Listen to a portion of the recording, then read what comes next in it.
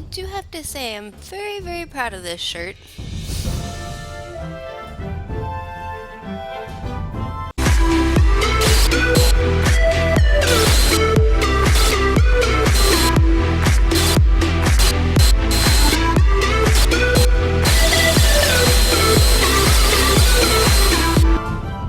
Hey guys, so to start off, I'm going to be getting rid of my dark circles. I've already covered my eyebrows. There's about 10 million tutorials on YouTube for how to do that. Feel free to peruse one of those. But if you have thinner eyebrows than I do, which is most of the world, I have pretty bushy eyebrows, then you might need to just skip this step.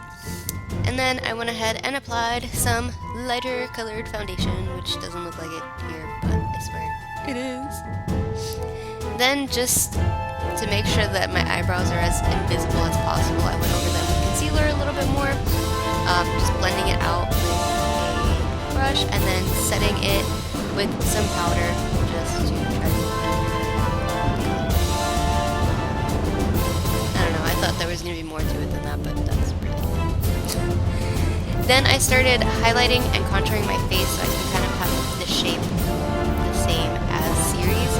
Her shape, her face shape is similar to mine, but she has a more defined jaw, so it was a little bit easier. Her face is also a little bit more square than mine. And then I just started filling in my eyebrows. Hers, like I said, are thinner, but they're still a little bit darker. Well, a little bit darker than her hair color. They're not like blonde, they're kind of like brown.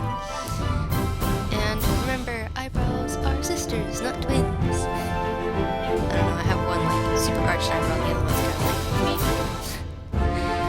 And like I said, her jaw is a little bit more defined than mine, and she does have more of a defined cheekbone area, so I went ahead and fixed that. Then I also contoured my nose because hers is very straight and mine kind of like gets bigger at the end, which sounds weird, but it's true.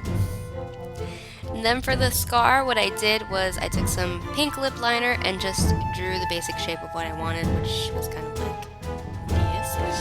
And then just to add a little bit more depth on the inside, I applied a little bit of red eyeshadow just on the very, very center to make it look a little bit deeper. And then I took some rigid colloidin, which by the way, it smells like what? It smells terrible. And I applied this on top of all that. I would not use this very often though in the same spot because you will wind up scarring yourself. So if that's what you're going for, then cool, but... And then I started applying some eyeshadow on my crease because my lid was going to be where I was going to draw in her eye. She had a very smoky eye look going on, so I just did that. And then I took some white body paint and a mirror pointing downwards, and just applied a little bit of white body paint there so I can have white part of the eye, and then I started drawing in the actual colored part of the eye.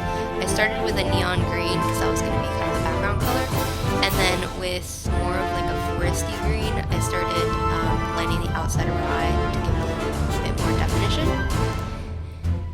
And then I took a little bit of brown because she did have some flecks of brown in one of the pictures that I was looking at, so I just went ahead and applied that.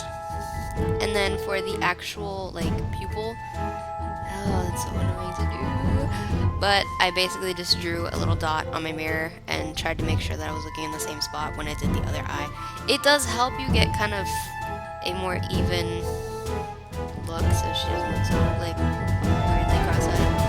And then just to apply a little bit of dimension to her eyes, I applied these little white dots, which kind of look like a doll, but go ahead. And then I took some black body paint and I started outlining her eye and also drawing in eyelashes, because guess what? She has eyelashes.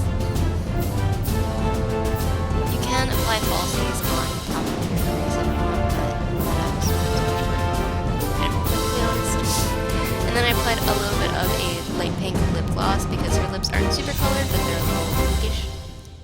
Then for the shirt, I started drawing in the basic shape of her collar. And then because it was just a white shirt, it kind of seemed a little stupid to do that. but it did help me get an idea of where everything was going to go. I did leave a space out for the strap for her sword and everything, and then I applied the white body paint all over everything else that was going to have the shirt on. Why did that sound so weird? So then I went ahead and applied the brown body paint in that spot that I left to act as the strap. And yeah, I was having issues because the white kept getting mixed into the brown, and I kind of wanted it to not be so like meh. And then for the shading on the shirt to make it look a little more realistic, I would honestly just look at a picture or look at a regular shirt when it has somebody inside of it, so you can see kind of the creases and stuff that come naturally when you're wearing it. I was just staring at one of the pictures I had of her the whole time, which I will have linked in below. And yeah, I would start off with just lighter smattering of gray, and then kind of build up in areas where you feel like you need a little bit more darkness because it's a little more realistic. And then I outlined everything, which was honestly the worst part. I hated outlining because I want to create it. And at this point, if you mess it up, you're kind of... But I do think it came out pretty cool. And then you apply your wig, and I'm pretty much done. So this is my tutorial on Ciri. I had a lot of fun. I love The Witcher. So if you guys like this video, don't forget to give me a thumbs up, subscribe to see what comes out of my channel next, and leave me a comment down below letting me know who your favorite video game characters are. See you guys next time.